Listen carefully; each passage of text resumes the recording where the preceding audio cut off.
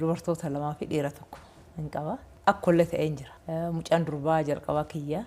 Ijoollee dhiiraa lama babbareedduu deessirti. Galanni Waaqaaf haa ta'u jechuun barbaada. Kan ilma dhiiraa baratee maal jedhee amma mastersiisaallee fixe gara hojii dhuunfaasaatti sosocho'aa jira. Hojii jalqabuu irratti jira. Lachuu ijoolleen baratanii fixan very brilliant. Amma ana gargaaru. Kitaaba nan dubbisuu hin dandeenye dubbisanii summarize godhanii samarii baasanii formationiin kun as a leader si fayyada dubbisinaan jedhu. Faamilee akkasiin qaba abbaan manaa koos baay'ee nama gaarii nama cimaa nama deeggaruudha. Mucaan sadaffaa waggaa 5 ishiin sammaa Waaqa wajjin dhaqqabde jechuudha. Garaagarummaa haadhatii fi akka hoggantu. Akka haadhaa haadhummaa koo homiyyuu hin dagadhu.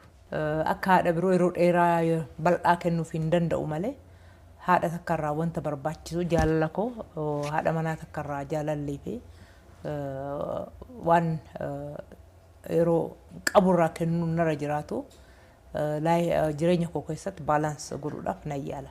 Yeroo gabaabduu keessatti amma torban guutuu hoggaan biizii ta'u sanbata ganama kan faamilii goona odoon hojiitti hin bobba'in. Sanbata sanillee bobba'uun anaaf dirqama hogganatti taatu naannoo laaqanaa fayyadamna yookaan galgalanii.